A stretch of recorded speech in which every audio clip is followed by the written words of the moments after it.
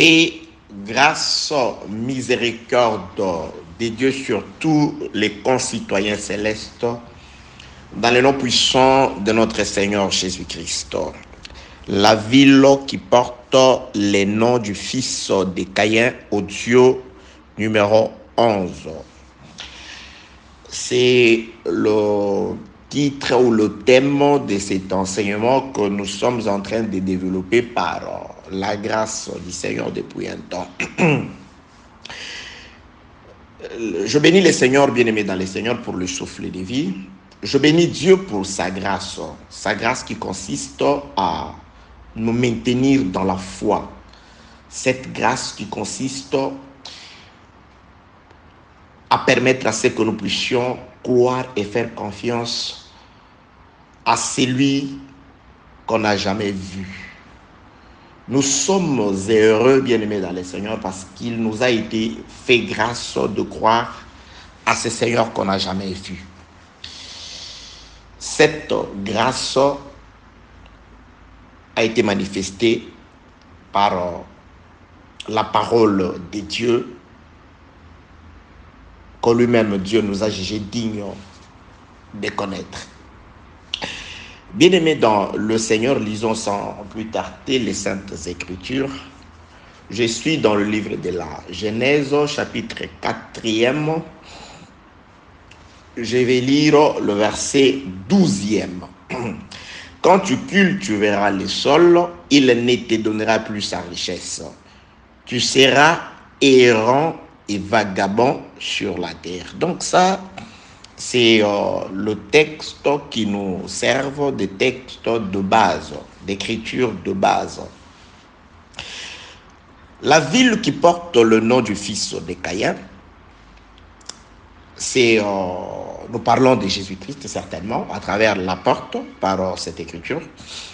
Tu seras errant et vagabond sur la terre. Donc, pour permettre à ceux qui ne nous écouteront qu'aujourd'hui à avoir une idée sur ce qui est en train d'être développé par le Saint-Esprit, à travers cet enseignement, je vais essayer de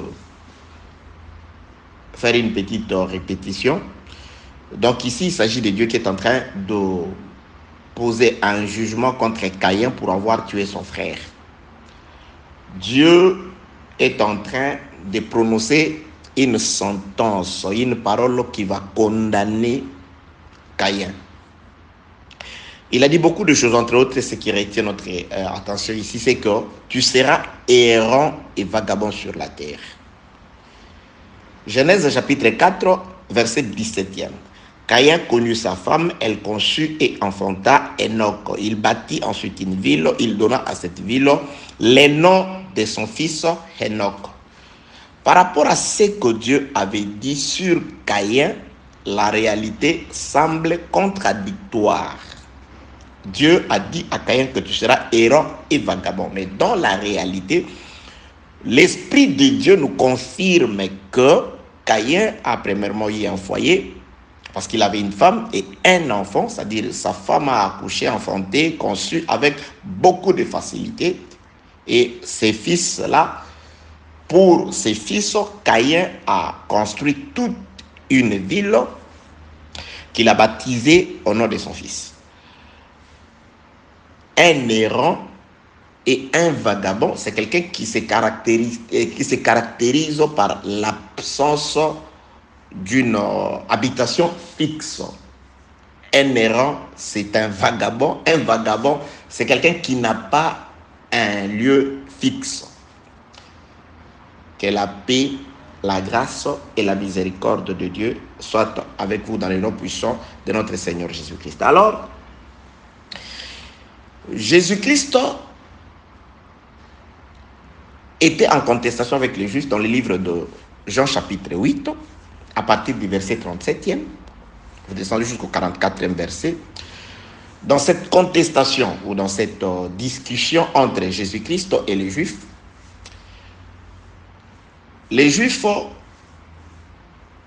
Jésus-Christ est en train de leur dire que vous avez pour père le diable. Et ils se disaient non, notre père c'est Abraham.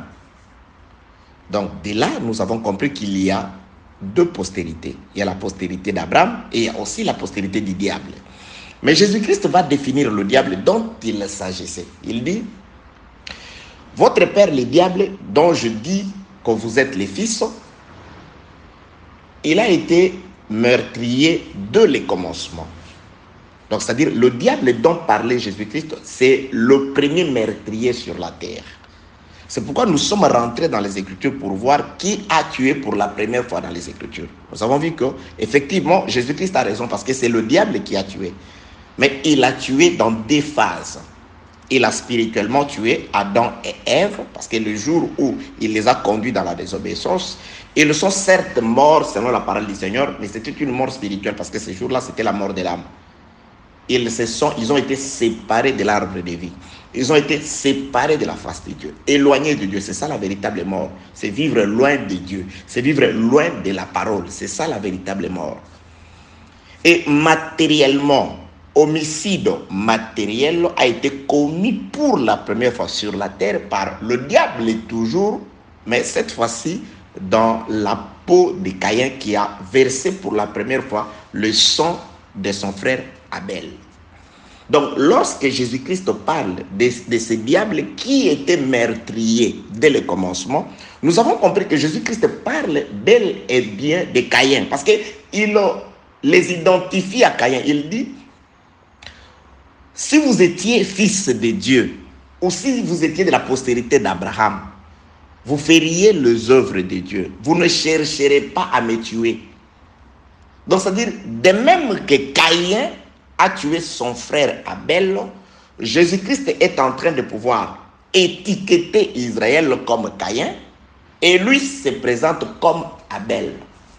C'est de là que nous avons compris qu'il y a dans les Écritures, d'après Jésus-Christ, dans cette contestation avec le juif, dans le livre de Jean chapitre 8, à partir du verset 33e, vous descendez jusqu'au 44e verset.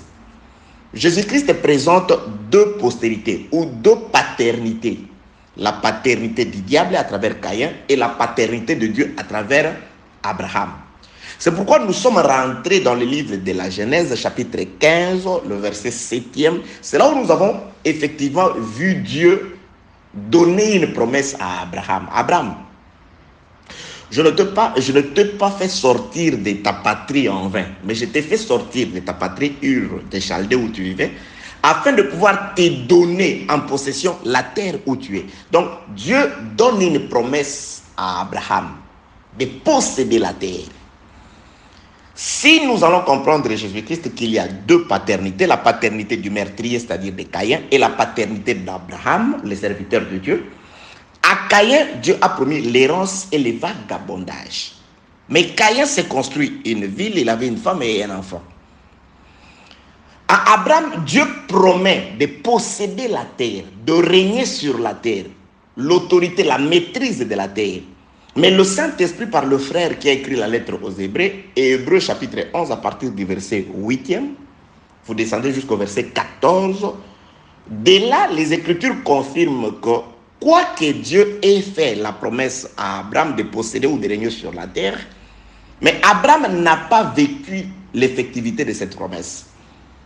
Car il a habité sur la terre comme un étranger et un pèlerin. Habitant des tentes, il a habité dans des tentes et des huttes. C'est-à-dire, les Écritures confirment qu'il a salué de loin cette promesse.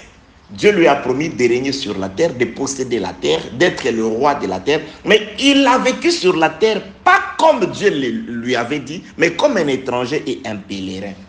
C'est de là que nous avons compris qu'il y a quelqu'un, un père, Caïn, à qui Dieu a dit tu seras errant et vagabond, mais il s'est construit une ville. Et il y a de l'autre côté Abraham, à qui Dieu a promis la terre. Mais lui, il est passé sur la terre comme sans avoir construit une ville, comme un pèlerin, comme un passager. Il n'a pas vécu l'effectivité de cette promesse-là. Que la paix, la grâce, la miséricorde de Dieu soit avec vous. Je voudrais bien aimer dans le Seigneur que tous comprennent le sujet que Dieu est en train, à travers lequel Dieu est en train de se révéler à nous. Car à travers toutes ces écritures, la volonté de Dieu est que nous puissions connaître Dieu de manière à ce que nous nous approchions de lui. Car Dieu veut que l'homme s'approche de lui. Par le péché, Dieu a éloigné l'homme de lui. C'est pourquoi il avait commencé à ramener l'homme par des prophètes. L'homme est devenu têtu. C'est pourquoi il est descendu lui-même afin de pouvoir ramener l'homme en Jésus-Christ. Dieu a réconcilié les mondes avec lui-même en Jésus-Christ. Que la paix, la grâce et la miséricorde de Dieu soient avec vous. Donc, nous faisons l'œuvre, dit le frère Paul, d'ambassadeur. Nous voulons vous ramener dans le pays de votre naissance, le véritable pays de votre naissance. Car ceux qui sont de Dieu ne sont pas nés sur la terre. Nous sommes venus comme des étrangers et des pèlerins. Nous passons notre chemin. Nous sommes partis de quelque part et nous allons quelque part. Que la paix, la grâce, la miséricorde, l'assistance, la protection et l'amour de Dieu soient votre partage dans le nom puissant de notre Seigneur Jésus-Christ. Vous voyez, bien-aimés dans le Seigneur, donc, nous nous retrouvons en face de deux postérités ou de deux paternités. La paternité de Caïn, un vagabond d'après Dieu et un errant, mais qui se construit quand même une ville. Et la paternité d'Abraham, un maître de la terre, un roi sur la terre, mais qui vit ou qui a vécu sur la terre comme un pèlerin et un passager sans rien posséder sur la terre. Ceci se confirme dans le livre de Luc, chapitre 4e, à partir du verset 5e. Vous descendez. Là, Caïn se présente devant Abraham maintenant pour présenter sa ville. Caïn devant Abraham, c'est Satan devant Jésus. Satan va présenter la ville, il dit à Abraham, dans la peau de Jésus, voici tout le royaume de la terre ainsi que leur gloire. Elles m'appartiennent. Je la donne à qui je veux. Il présente Caïn, le premier meurtrier. Il vient dans la peau comme Satan, il présente sa ville. Et sa ville, il dit, voici tout le royaume de la terre. La gloire de ce monde, c'est moi qui suis le roi. Et moi, je donne cette gloire à qui je veux. Et de l'autre côté, il y a Abraham dans la peau de Jésus, qui va dire aussi aux siens dans le livre de Luc, chapitre 9, verset 58, que les renards ont des tanières.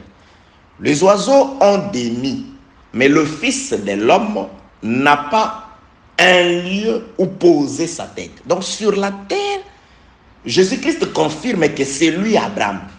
Il est le maître de toutes choses. Il est le roi des rois. Il est le Seigneur des seigneurs. Il est celui qui a le pouvoir, d'après ce qui est écrit dans le livre de Matthieu, que tout pouvoir m'a été donné du ciel, de par mon Père. Il est le Shiloh, mais comme roi, celui à qui Dieu a donné la domination et l'autorité, mais néanmoins il a vécu sur la terre comme un pèlerin et un étranger pour confirmer qu'il est la véritable postérité d'Abraham dont il s'agissait dans les Écritures. Donc nous avons d'un côté un errant et un vagabond, mais qui possède néanmoins une ville et qui a des adhérents. Parce que quand Jésus-Christ est venu, Caïn avait plus d'adhérents parce que c'était sa ville. C'était son monde à lui. Il est le prince de ce monde. Jésus-Christ le confirme. Les apôtres le confirment. Il est le roi de la terre. Il est le Seigneur de la terre. Il fait sa loi sur la terre. Et Jésus-Christ vient dans la ville de Caïn, c'est-à-dire sur la terre, Jésus-Christ vient dans la ville de Caïn. C'est pourquoi nous qui sommes de Jésus, ou tout celui qui dit être de Jésus, un disciple, celui qui a l'esprit du Seigneur, sachez que sur la terre, c'est ça la ville de Caïn. Et Caïn baptise cette ville où il donne la gloire de sa ville à ceux qui font sa volonté. Parce que Caïn, dans la peau de Satan, dit à Jésus, celui à qui je donne ma ville, c'est celui qui se prosterne. Parce qu'il dit à Jésus, si tu te prosternes devant toi, voilà, je t'offre la gloire de ce monde. C'est pourquoi Jésus-Christ avait dit, ils ne vous aimeront pas, ceux du monde. Parce que vous n'êtes pas du monde. Et que vous, par votre témoignage, vous rendrez les témoignages que les œuvres du monde sont méchantes. Le monde est dans les ténèbres et vous êtes la lumière. Le ténèbre ne peut pas vous aimer naturellement parce que lorsque vous arrivez quelque part avec la lumière, avec la grâce de Dieu bien-aimé dans le Seigneur, vous éclairez. C'est pourquoi je te dis ceci. Toi qui es là tout simplement à regarder à gauche et droite, à chercher qu'on te prophétise sur qui est sorcier, qui est Satan et consort. Quand tu as la parole c'est une lampe. Tu éclaires. S'il y a des gens qui sont des ténèbres, qui appartiennent au monde des ténèbres, quel que soit les degrés de leur spiritualité occulte, mais il suffit d'avoir la lumière, tu vas éclairer. C'est à eux, parce que quand la lumière se présente, le ténèbre se retire, c'est un automatisme, c'est automatique. Que la paix, la grâce et la miséricorde de Dieu soient avec vous. Alors, nous avons d'un côté Caïn avec sa ville, la gloire de ce monde, et de l'autre côté, nous avons aussi Abraham, à qui on a donné la promesse de posséder la terre. Et le frère Paul confirme que si Caïn a une ville qu'il a présentée à Jésus-Christ comme étant tout le royaume de la terre ainsi que leur gloire, le frère Paul, quand il écrit aux Galates, au peuple des Galates, Galates chapitre 4, à partir du verset 24, vous descendez jusqu'au 28e verset, là il présente aussi la ville d'Abraham. Il dit, Abraham a une ville, et cette ville d'Abraham s'appelle la Nouvelle Jérusalem. Donc pour les moments, nous avons deux villes. Nous avons la gloire de ce monde, tout le royaume de la terre, et nous avons la Nouvelle Jérusalem. La Nouvelle Jérusalem, c'est une nation, bien sûr. Une nation dont Jésus-Christ est le roi. C'est pourquoi on l'appelait le roi des rois, le seigneur des seigneurs. Un jour, les Juifs voulaient se confondre. Jésus-Christ, après avoir fait la multiplication de pain, il est parti. Les Juifs le cherchaient pour faire de lui un roi. Certes, il est roi, mais il n'est pas le roi de ce monde pour le moment. Parce que Jésus-Christ ne peut pas intervertir l'ordre. Pour le moment, Caïn est en train de régner sur ce monde. Mais il viendra un temps où une pierre sera détachée sans le secours d'aucune main pour détruire la ville de Caïn, afin qu'à la place soit bâtie la véritable ville, soit visibilisée la véritable ville que le frère Paul décrit dans le livre de Galates chapitre 4, verset 26e, la Nouvelle Jérusalem. Que la paix, la grâce et la miséricorde de Dieu soient avec vous. Oui, certainement. Une pierre détruira la ville de Caïn. Daniel l'a vu et plusieurs prophètes l'ont aussi vu. Si Dieu permet, à ce que nous puissions comprendre et étudier ces choses à travers dans cet enseignement, nous le ferons.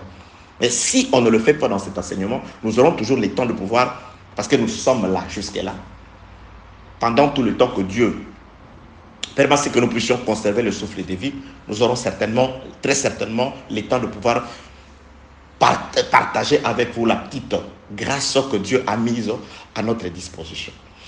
Selon qu'il est écrit, que chacun de vous mette au service des autres les dons qu'il a reçus du Seigneur. Que la paix, la grâce et la miséricorde de Dieu soient avec vous. Alors, bien-aimés dans le Seigneur, très chers compatriotes célestes, nous sommes arrivés, c'est-à-dire nous sommes en train de pouvoir naviguer dans les Écritures pour présenter les différentes faces de deux villes, la ville d'Abraham et la ville de Caïn. Nous sommes allés dans les Écritures, j'ai dit, ça c'est le 11e audio.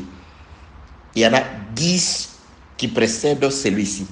C'est-à-dire, si vous voulez encore que Dieu vous exhorte, que Dieu vous enseigne par la petite grâce, je répète, du Seigneur, car je ne peux parler que par rapport à la grâce que j'ai reçue du Seigneur. Alors, si vous avez le temps de pouvoir vous renseigner pour avoir les 10 précédents audios, je crois que vos efforts ne seront pas fournis en vain. Que la paix, la grâce et la miséricorde de Dieu soient avec vous. Nous sommes arrivés dans l'audio passé, là où les deux villes se présentent dans la vie plutôt de Jacob et d'Ésaü. Lisons sans plus tarder les Saintes Écritures. Je suis dans le livre de la Genèse. Laissez-moi prendre pour nous toujours le livre de la Genèse. Genèse, chapitre 27e. Genèse, chapitre 27e. Je commence au 36e verset. Là où nous nous sommes arrêtés lors de la dernière intervention. Genèse chapitre 27, le verset 36, il est écrit. Je commence au verset 35e. Isaac dit, ton frère est venu avec ruse, il a enlevé ta bénédiction. Verset 36e. Ésaü dit, est-ce parce qu'on l'appelle du nom de Jacob qu'il m'a supplanté 2 fois? Il a enlevé mon droit d'aînesse et voici maintenant qu'il vient enlever ma bénédiction. Et il dit, n'as-tu point réservé des bénédictions pour moi? Isaac répondit et dit à Ésaü, voici, je l'ai établi ton maître et je lui ai donné tous ses frères pour serviteurs. Je l'ai pourvu de bleu et de vin. Que puis-je donc faire pour toi, mon fils? Ésaü dit à son père, n'as-tu que cette seule bénédiction? Ceux qui nous ont suivis savent pourquoi je suis en train d'insister. À partir de là, parce que Ésaü l'a répété à 3 reprises. J'explique le langage d'Ésaü. Papa, j'ai compris que la première bénédiction, tu la lui as donnée déjà. Mais tu n'avais que cette bénédiction-là. Donc, Ésaü est en train de rechercher la deuxième bénédiction ou une autre phase de bénédiction. Verset 38e. Ésaü dit à son père, n'as-tu que cette bénédiction, cette seule bénédiction? Mon père, bénis-moi aussi. Mon père. Et Ésaü éleva la voix et pleura. Isaac, son père, répondit et lui dit, voici, maintenant Isaac accomplit la demande d'Ésaü. Il va lui donner l'autre bénédiction. Parce que Ésaü a précisé, n'as-tu que cette seule bénédiction? J'avais expliqué que nous avons la première bénédiction, celle que Jésus-Christ nous présente. Jésus-Christ dit, cherchez premièrement. Quand on dit premièrement, c'est qu'il y a aussi une autre bénédiction. Cherchez premièrement le royaume et la justice de Dieu. Ça, c'est la première bénédiction. C'est la bénédiction que Isaac a donnée à son fils Jacob. Il lui a donné le royaume des cieux. C'est pourquoi Jésus-Christ, quand il prie avant de s'en aller, pour ses disciples, il leur donne cette première bénédiction-là. Il va souffler sur eux. Il va leur donner la vie. Il va leur donner l'intelligence, la sagesse, son esprit, le royaume. Jésus-Christ, par cela, il leur donne le pouvoir, l'autorité. Ça, c'est ce que nous avons d'abord. Nous avons le royaume. Nous avons la vie. Nous avons la puissance. Nous marchons sur le serpent. Parce que dans cette bénédiction-là, Isaac dit, il répète à Ésaü, je l'ai établi maître sur tous ses frères. C'est ce que Jésus-Christ dit. Vous avez l'autorité de marcher sur les serpents, sur les scorpions, sur toute la puissance de l'ennemi. Il répète, rien ne peut vous nuire. Vous chasserez les démons, vous guérirez les malades, vous ressusciterez les morts, vous purifierez le lépreux. Ça, c'est la bénédiction qui se trouve dans la première bénédiction. C'est le pouvoir que nous avons par le Saint-Esprit. Et c'est cette bénédiction qui confirme que réellement, il y a un royaume qui nous attend après cette vie. Il y a un royaume qui nous attend lorsque ce corps corruptible sera transformé ou changé en un corps incorruptible. Nous partirons dans un royaume. Recherchez premièrement. C'est pourquoi Ésaü, comme prophète aussi, comprend.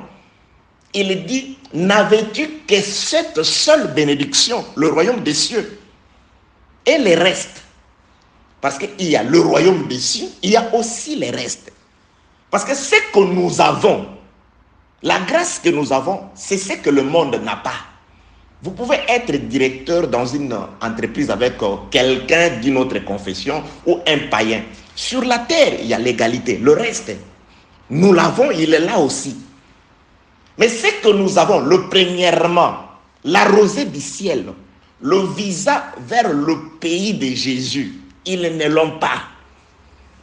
Pour eux, la vie, on ne vit qu'une seule fois. Mais pour nous, nous savons qu'on ne vit pas une seule fois.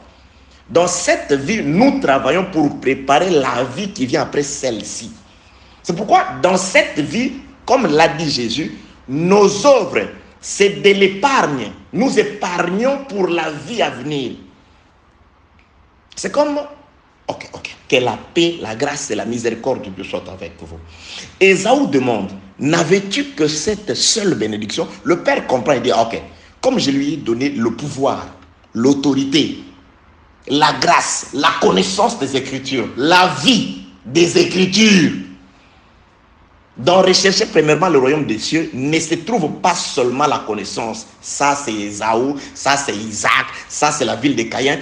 Dans la ville de Caïn, nous devons manifester que nous ne sommes pas de ceux de Caïn. Nous sommes des postérités d'Abraham. C'est pourquoi Jésus dit, si vous étiez le fils d'Abraham, vous feriez les œuvres de Dieu. Les œuvres de Dieu, c'est marcher selon la parole. Les œuvres de Dieu, c'est témoigner Christ en parole et en acte.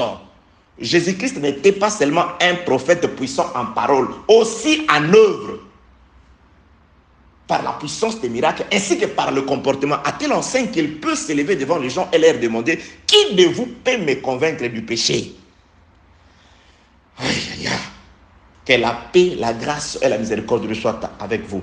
Bien aimé, dans rechercher premièrement le royaume des cieux, c'est le royaume éternel qui s'installe sur la terre. C'est la vie du ciel qui est attestée sur la terre. L'enseignement que vous écoutez doit marcher, doit devenir ambulant. L'enseignement que vous écoutez, oui, vous aimez l'enseignement. Je suis encouragé de faire ça parce que par rapport aux répondants, par rapport au feedback, par rapport à cet amour que vous présentez pour l'évangile, les appels que je reçois, le demande des prières et consorts, ça m'encourage. C'est une bonne chose. Mais là où vous vivez, est cette parole? Fais quelque chose. Je bénis le Seigneur pour un frère dont je ne vais pas citer le nom qui m'a dit, j'étais en différent, en mésentente avec quelqu'un. Mais lorsque j'ai écouté cet enseignement, quand vous avez parlé du caractéristique du diable par rapport à la haine, quelque chose m'a réveillé l'esprit et j'ai compris que je n'ai pas à haïr. Oui, bien aimé dans le Seigneur. La parole, c'est la véritable eau de purification. Personne ne peut avoir son habit blanc sale, il va le laver ou le déposer chez les blanchissiers et il vient récupérer l'habit, c'est pas la chemise, le pantalon, il retrouve le même tache. Tu ne payes pas ou tu vas te mettre en colère parce qu'il n'a pas fait son travail. Quand tu prends ton habit blanc qui est devenu sale, tu vas le déposer chez le blanchissier ou tu vas remettre à quelqu'un pour le laver, c'est parce que tu ne veux pas de la saleté. L'eau et les savons doivent enlever les taches, que l'habit devienne tout blanc. Quand ta vie est immergée dans le véritable Jourdain, oh Aman, ou je ne sais pas Naman, tu ne ressors pas avec de la lèpre. Quand tu écoutes la véritable parole, quand tu reçois la parole, quand tu vas vraiment dans une église dite église des saints selon les seigneurs, c'est comme un vêtement que tu vas déposer chez un blanchissier. Tu ne le récupères pas à l'état où tu l'as déposé, non. Notre vie ne peut pas demeurer la même après avoir toujours écouté la parole. Et vous dire que nous aimons la parole, et vous dire que nous sommes des saints. Vous n'êtes des saints que lorsque vous ouvrez la bouche. Mais tout le monde, cette question, je me la pose et je la pose à la plupart de mes frères et amis, serviteurs de Dieu et enfants de Dieu. Vraiment, dans les quartiers où tu vis, tes voisins, ils peuvent vraiment témoigner que tu es un frère, tu pries à l'auditoire, à l'université, tes collègues, au travail. Est-ce qu'il y a vraiment une différence dans ta manière de vivre, là où tu vis, tes voisins, ton colocataire? A-t-il vraiment senti, je ne parle pas par rapport à la parole, ta façon de marcher, de vivre, marque-t-elle une différence avec ceux qui ne connaissent pas Jésus-Christ? Bien aimé dans le Seigneur, lorsque Dieu a donné la promesse à Abraham, Abraham était plutôt avec Dieu. Il pouvait sortir et commencer à crier. Dieu m'a promis, Dieu m'a donné la promesse d'Isaac, j'aurai Isaac. Lorsque Dieu a déposé Isaac dans la vie d'Abraham, parce que la promesse de Dieu, c'est Dieu avait déposé Isaac dans la vie d'Abraham ce jour-là. Il dit, bon, Abraham, je viens de déposer Isaac, maintenant toi, va prendre cet Isaac et tu vas la transférer dans la vie de Sarah, comme ça, Sarah la manifestera. C'est pourquoi lorsque Dieu demande Isaac à Abraham, Isaac ne peut pas discuter. Il sait que celui qui m'avait donné Isaac a besoin d'Isaac. Et Abraham n'a même pas besoin d'aller demander la permission à Sarah. Isaac, viens, suis-moi. Celui qui m'a donné, ton vrai propriétaire a besoin de toi. Le jour où Dieu donne la promesse du fils à Abraham, la promesse, elle était spirituelle. C'est juste la parole qu'Abraham a écoutée. Mais Dieu ne l'a pas laissé sans signe extérieur. Non! La promesse a été marquée par un signe extérieur qui était la circoncision. La promesse dans le cœur, la circoncision dans la chair. Bien aimé, si vous écoutez la parole, vous devez recevoir une marque extérieure. Dieu vous donne la promesse du Fils, Isaac, Jésus, l'évangile, et Dieu vous laisse sans vous circoncire, sans changer votre nom. Non. Le nom, c'est la vie. Son nom signifie Jésus, ce qui signifie il sauvera. Le nom chez les Juifs, c'était la vie. C'était la signification de ce que vous serez, de ce que vous faites. Nabal, comme son nom, méchant comme son nom. Dieu donne la promesse du fils d'Isaac à Abraham. Abraham reçoit la promesse du fils. Abraham reste Abraham. Non, il devient Abraham. Abraham ne reçoit pas une marque extérieure, non. Ceux qui pouvaient se laver avec Abraham avant dans la rivière, quand les hommes se lavent entre eux, très souvent nus. Après qu'Abraham ait reçu la promesse, ces hommes-là n'avaient pas besoin d'entendre Abraham dire non, j'ai reçu la promesse. Non. Abraham, mais tu as changé? Qu'est-ce qui se passe? Non. Qu'est-ce qui se passe, Abraham? Mais tu n'es plus le même. Qu'est-ce qui se passe, Abraham? Abraham dira non, Dieu a changé des choses invisibles. Il m'a donné des choses invisibles. Quoi? Les fils. Toi, 90 ans. Plutôt 100 ans, 89 ans. Ta femme, je sais pas, toi, 99 ans. Ta femme, 89 ans. Un fils, impossible. Et comment Dieu m'a dit? La preuve, la circoncision. Les changements de vie prouvent que nous avons reçu la promesse du Fils et l'année prochaine, nous verrons l'accomplissement, c'est-à-dire quand il viendra, nous partirons. Que la paix, la grâce et la miséricorde de Dieu soient avec vous. La circoncision, c'est un sceau qui prouve que tu as reçu la promesse. Dieu ne te donne pas la promesse du Fils, te laissant avec le même nom, sans circoncision de la chair. Une marque de la chair, je dis la visibilité de la vie. La vie de la parole. La vie de la promesse. Dieu ne peut pas te déposer Isaac en toi, il te laisse avec ton ancien nom. Il te laisse incirconcis. Non, la marque extérieure, la circoncision était une marque extérieure qui différenciait les Juifs des autres nations de la terre. C'était une marque extérieure. À l'intérieur, ils avaient la loi. De l'extérieur, ils avaient la circoncision. Mais votre garçon là, de 8 jours, mais pourquoi vous lui maltraitez comme ça? Mais pourquoi vous allez faire... Non, vous faites ça pourquoi? Vous le blessez. Oui, c'est une épée qui doit blesser. Il n'a que 8 jours. Oui, chez nous, la loi dit, le bébé d'une vache, il ne restera que 7 jours auprès de sa mère. Le 8e jour, il doit partir. C'est pourquoi on doit nous circoncire. Aujourd'hui, la véritable circoncision, le frère Paul la véritable circoncision, le frère Paul l'explique au Colosse, dans le livre de Colossiens, il dit, c'est le dépouillement du corps de la chair. Ça, c'est la vraie définition de la circoncision. Donc, quand vous recevez la promesse d'Isaac, vous changez de nom et aussi le dépouillement du corps de la chair. Vous ne devenez pas. Ok.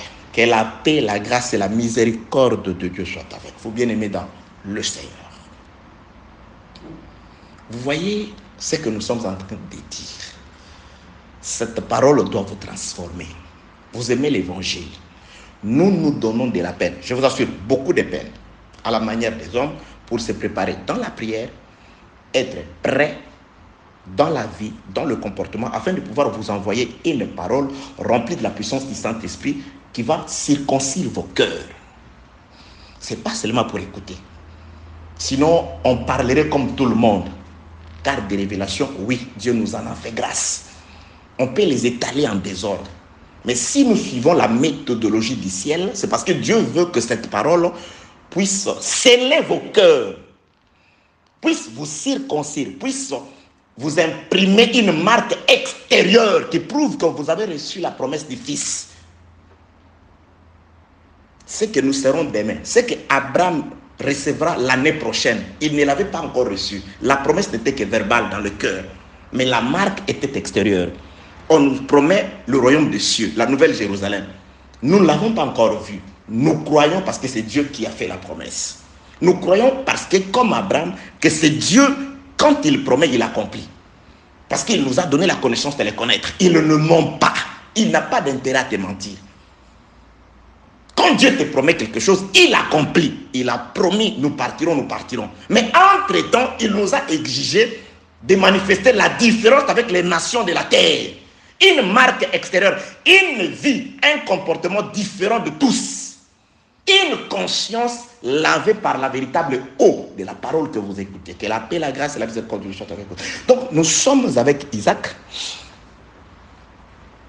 Isaac, ici, Dieu, dans la peau d'Isaac, est en train de pouvoir manifester les deux villes. Il a béni Jacob et j'avais insisté. La bénédiction de Jacob, c'était juste une bénédiction verbale. Isaac n'a rien donné de matériel à Jacob. Jacob l'a dit, je suis dans le livre de Genèse, chapitre 22, plutôt 32, Genèse 32. Je ne lis pas ce passage aujourd'hui parce que nous allons l'exploiter. Où il dit, oh Dieu, je suis tellement petit à tes yeux par rapport à la bénédiction que tu m'as donnée. Là, c'est Jacob qui dit. J'ai traversé les Jourdains, c'est-à-dire quand je partais de chez moi vers la maison de là-bas, je n'avais rien, juste avec un petit bâton. J'ai traversé les Jourdains, c'est-à-dire avec rien. J'étais pauvre, c'est-à-dire il est parti de chez eux sans recevoir rien de matériel. Il n'avait pas besoin, il n'a pas reçu d'héritage matériel de la part de son père Isaac.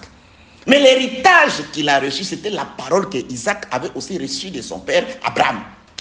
Il a reçu la parole. C'est pourquoi par la parole, je suis en train de te bénir au nom de Jésus. Par la parole, je suis en train de chasser tous les esprits impurs qui dérangent ta vie au nom de Jésus. Par la parole, je suis en train de chasser la maladie qui est devenue chronique dans ta vie au nom de Jésus. Par la parole, je suis en train de pouvoir chasser les esprits impurs, détruire les liens, le chêne qui enchaîne, qui empêche ta vie d'avancer au nom de Jésus-Christ. Par la parole, laisse que la lumière du Saint-Esprit puisse t'éclairer. Laisse que Dieu puisse te saisir par la main et qu'il te montre la voie du salut. Au nom de Jésus-Christ. Oui, bien-aimé dans le Seigneur. Il nous a dit bénissez, ne maudissez pas. C'est pourquoi quand je prêche, je te bénis aussi. Toi qui aimes la parole, toi qui écoutes la parole. Que cette parole réalise la véritable circoncision dans ton cœur. Les changements, la transformation, qu'on dise qu'il est devenu une nouvelle créature. Il écoute l'évangile. Il a laissé abandonner les églises faites de mains d'hommes. Là où les gens parlent du fond de leur cœur, comme Jean 8, 44, comme leur père, le diable, le meurtrier. Là où on tue spirituellement comme le premier meurtrier à travers le serpent, par la parole, par l'enseignement des hommes. Que tu as abandonné ces lieux-là, que tu as reçu l'évangile de Jésus. La promesse d'Isaac, qu'on voit la circoncision et que ton nom change. Si tu étais voleur, c'est-à-dire Abraham, que tu cesses de voler.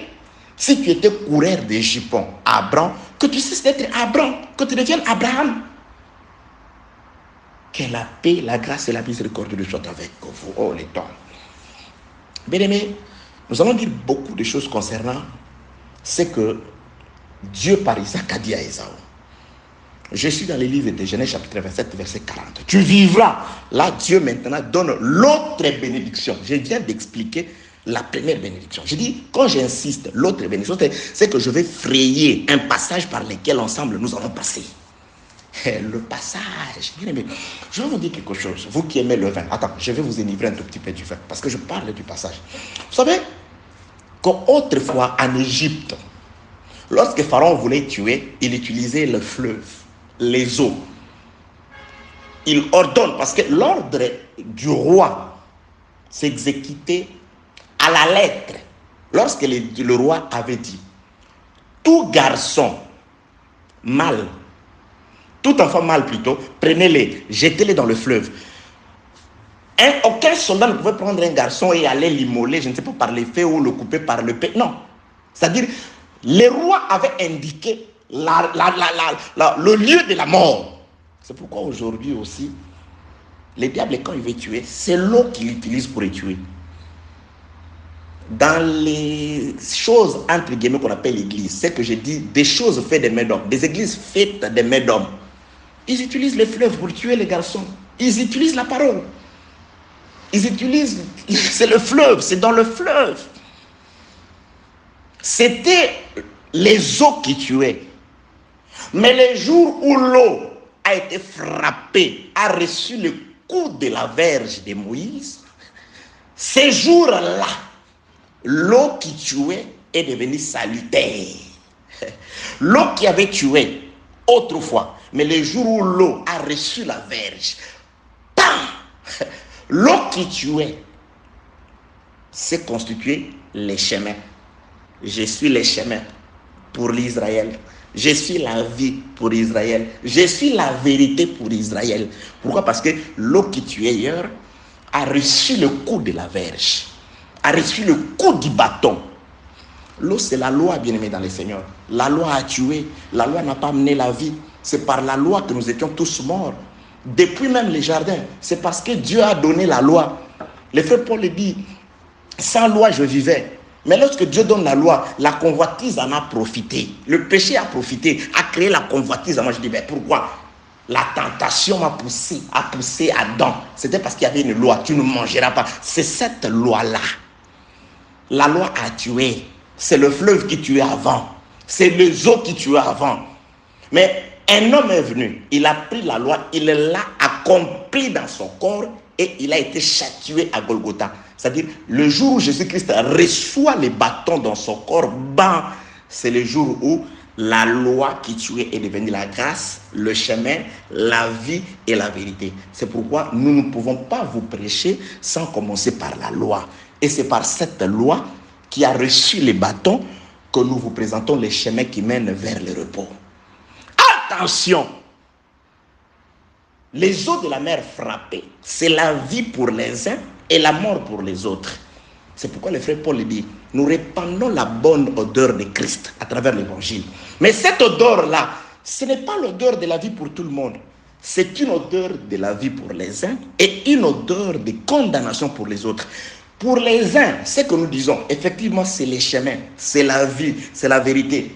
Parce que Dieu leur a donné les capacités d'écouter la parole, d'aimer, de garder et de produire les fruits, de pratiquer, de marcher selon cette parole. Mais pour les autres, ça va juste servir de révélation. Et ensuite, ça n'aura aucun effet sur eux. Parce qu'il ne leur a pas donné de produire les fruits. Donc la parole que nous enseignons, ça va juste servir de témoignage contre eux. Cette parole sera un témoin à charge contre toi. Parce que tu ne diras pas que je n'avais pas écouté.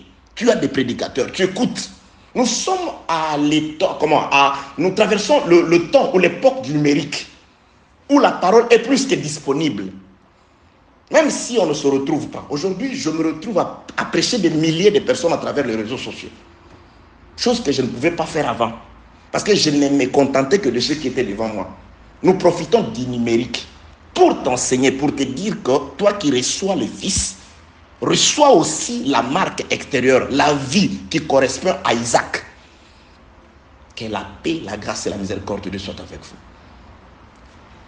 L'eau qui tuait hier, une fois frappée, elle est devenue la vie pour les uns, pour Israël, et la mort pour ceux qui n'avaient pas mangé l'agneau, ou ceux qui n'étaient pas disposés à être sauvés. Nous répandons l'odeur de Christ.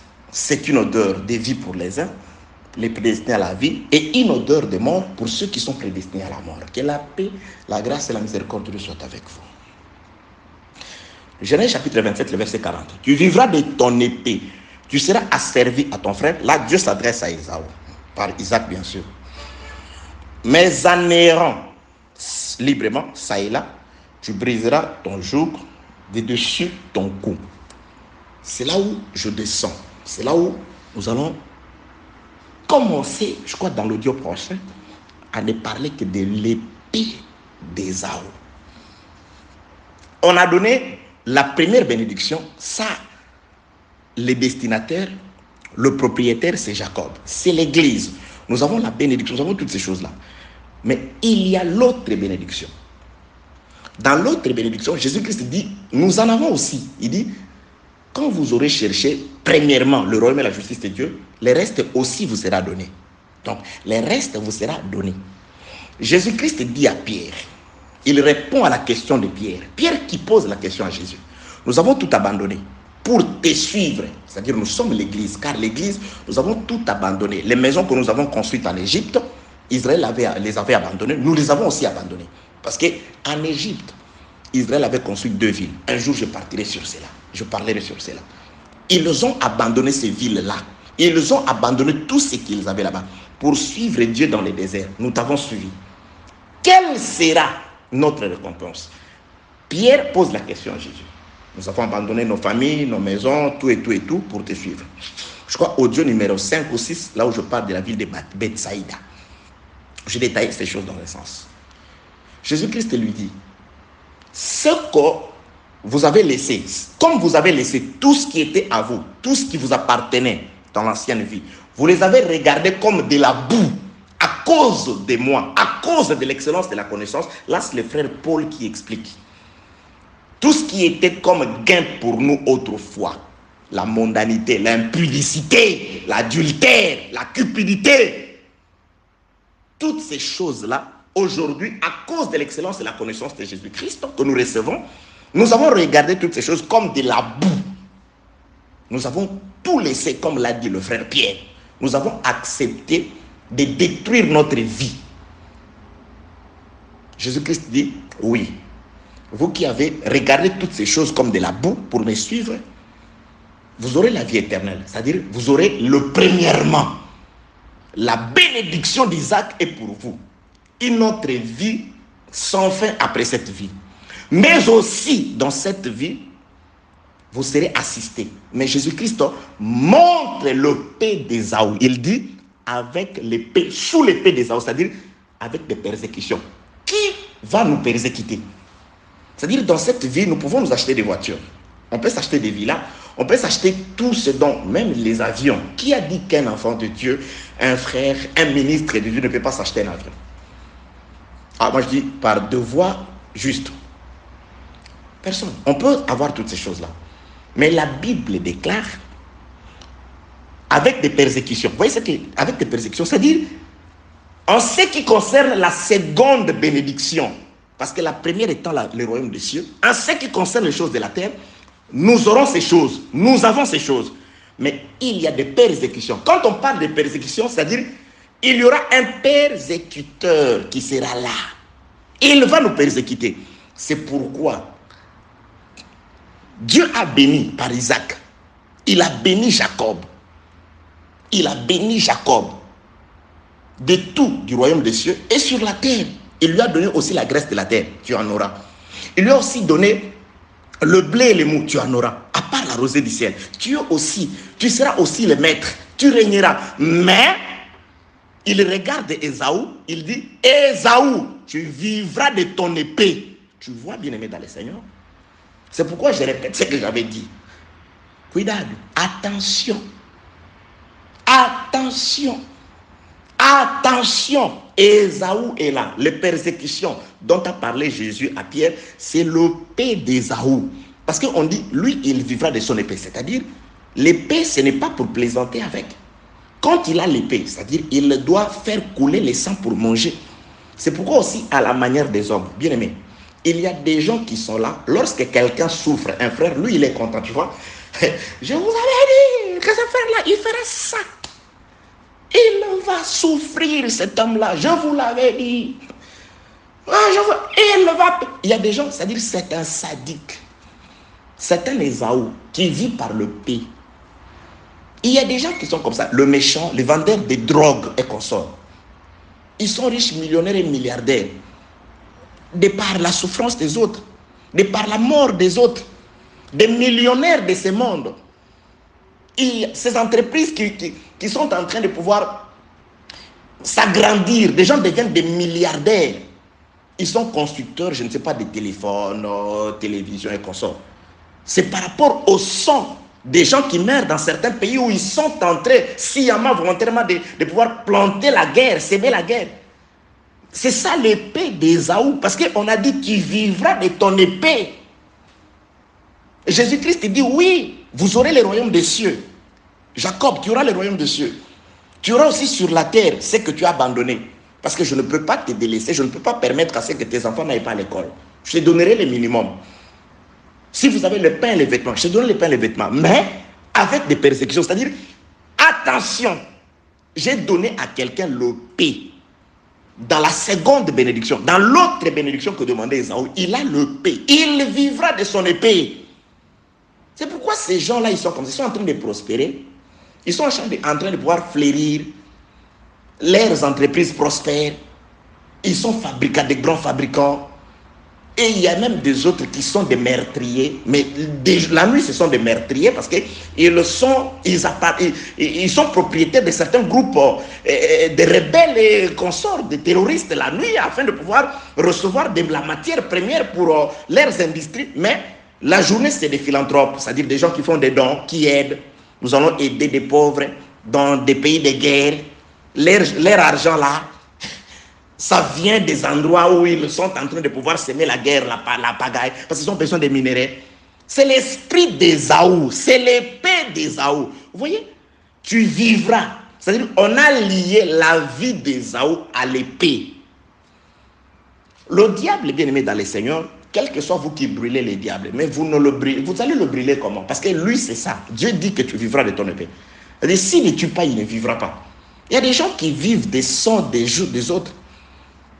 Il y a des gens qui vivent, les voleurs, comme papa. Il peut dire à sa femme, en tout cas, je ne sais pas, il sort les mains, il va voler. Des pickpockets, il va voler. Il ne sait pas peut-être que l'argent qu'il va soutirer dans la poche de quelqu'un, c'était peut-être une somme d'argent que cette personne-là voulait utiliser pour s'acheter un médicament vital. Et par sa faute, il y a des gens qui sont morts comme ça. Il y a des gens qui sont décédés comme ça. On lui vole toutes les substances qu'il avait, c'est fini, il se suicide. Il y a des gens qui sont morts comme ça. Mais de l'autre côté, lui, il vit.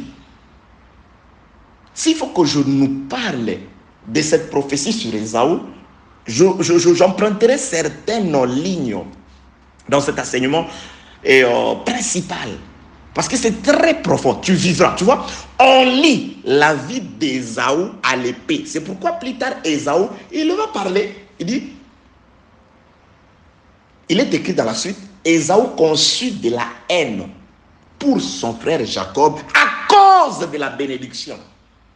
Maintenant, il va utiliser son arme que son père lui a donnée. Il dit, je tuerai mon père comme mon frère. Il dit, je les tuerai. C'est-à-dire, j'utiliserai mon épée. J'utiliserai les pouvoirs que j'ai reçus. Lui, il a reçu le blé, il a reçu le mou, il a reçu toutes ces choses dans la première bénédiction, dans la seconde bénédiction aussi. Mais dans la seconde bénédiction, moi, on m'a donné l'épée. Et on a lié ma vie à l'épée. Dieu était là quand le diable s'est présenté devant Adam. Il était là. Mais Dieu savait que lui, il doit vivre. Le diable doit vivre de son épée. Là, le diable va utiliser son épée. Il a utilisé son épée, c'était la parole. La parole de Dieu. Il a utilisé son épée. Dieu comprend qu'il doit vivre de son épée. Et lorsque son épée a coupé Adam, Dieu dit, oh, voilà, tu as réussi, bon, ça va. Adam, toi, tu deviens la poussière et toi, tu mangeras la poussière. Oui, tu as réussi. Le serpent vit de son épée, il va vivre de son épée. Que la paix, la grâce et la miséricorde de soit avec vous. Donc, je rentre pour finir et nous dire ceci. Dans la ville de Caïn, la gloire de ce monde, que Satan présente à Jésus, là, il est roi. Quand il est roi, Romains chapitre 13, C'est le magistrat, c'est le roi qui a une épée. Aujourd'hui, je n'entre pas, mais j'entrerai. Parce que nous allons faire les rapports. Romains chapitre 13, toute autorité vient de Dieu. Vous allez vous rendre compte que c'est par rapport à ce qu'Isaac dit. Il donne au magistrat le paix. Il le donne à Ésaü. Ésaü, c'est un magistrat. C'est Ésaü qui doit décider si Jacob doit vivre ou pas. Quoique, toute décision vient de Dieu. Mais sur la terre, Jacob comprend aussi, dit non, quand je rentre, je dois donner des dons. J'aime l'évangile. Bien, vous allez voir les mariages avec toutes ces choses, avec Romains chapitre 13, avec le fait que toi tu payes l'impôt. Pourquoi tu dois payer cet impôt? Que tu sois frère ou pasteur, tu dois payer. Parce que si tu ne payes pas, ils vont te prendre, te mettre en prison. Tu vas prier, Dieu sors-moi de prison. Dieu peut permettre à ce qu'on puisse te donner l'argent afin que tu payes. Parce qu'il vivra de l'épée Ésaü.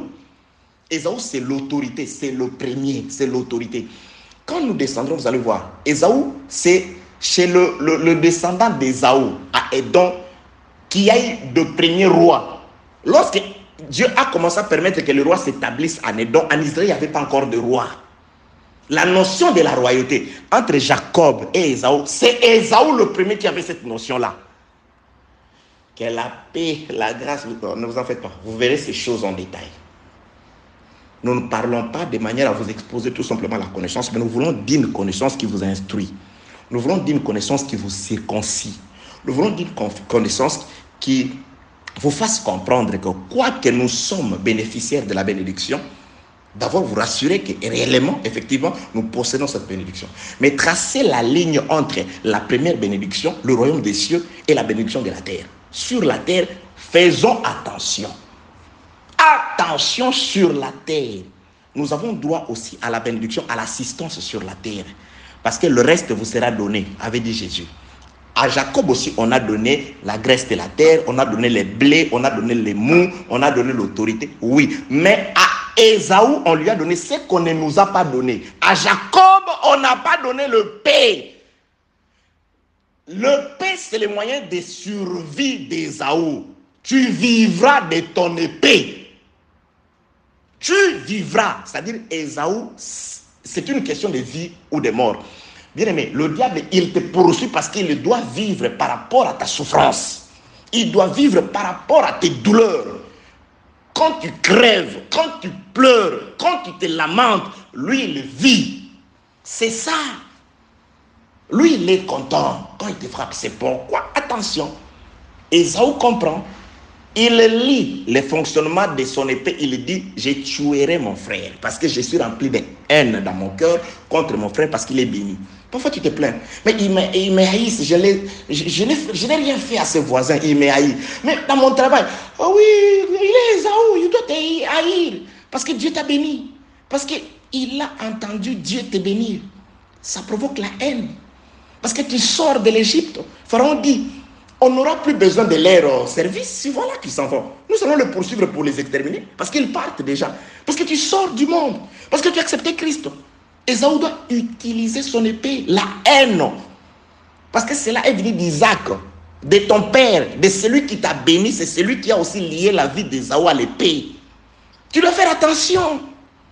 Écoutez, Ésaü prophétise, il dit, j'agiterai mon épée contre lui. Je tuerai mon frère. Mais à condition que mon père ne soit plus en vie. Tout le temps que papa est en vie, l'épée d'Ésaü est là. Mais l'épée d'Ésaü ne peut pas toucher Jacob. Parce que le père lui sert de barrière. J'aime ça. Alléluia. Jésus-Christ dit, le Père, Dieu est esprit. Jacob comprend. Il dit, oui papa. Ésaü plutôt, il comprend, oui papa, tu as prophétisé que ma vie est liée à l'épée. Maintenant, cette épée, je vais l'utiliser contre mon frère qui est béni. Mais, aussi longtemps que papa est là, la présence de papa empêche l'épée d'atteindre Jacob. Mais les jours où papa ne sera plus là, je l'expliquerai dans beaucoup de sens. Les jours où l'esprit ne sera plus sur la terre, où papa partira avec son épouse, c'est le jour où s'accomplira une partie de la prophétie d'Ésaü. En errant ça et là, tu briseras ton joug de dessus ton cou. Aujourd'hui, Ésaü a un joug. Il a une épée, mais il a un joug. Le joug qu'il a, c'est la présence de papa, la présence d'Isaac, la présence de l'esprit. L'esprit le retient. Il attend son temps. Il ne se manifestera qu'à son temps. Il y a la présence. Blanchard est encore là. Il a l'épée. Il est juste en train de frapper, mais la grande épée, parce qu'il a un joug. Les jougs dont a parlé Isaac, c'est la présence d'Isaac. Ésaü prophétise. Il dit, voici le jour de mon père arrive. Je le tuerai. Il attend, il dit, pour le moment, papa est encore vivant. Si je tue, impossible. Bien aimé, si, comme il est, parfois je prie, je souffre, je pleure, je dis, Seigneur, j'étais distrait, l'église est partie, je suis resté ou quoi? Qu'est-ce qui arrive? Isaac est là ou pas? Le père d'Ésaü ne t'atteindra pas au nom de Jésus-Christ grâce à la présence d'Isaac. On continue, on va continuer, nous sommes ensemble. Que la paix, la grâce et la miséricorde de Dieu soient avec vous au nom de Jésus-Christ.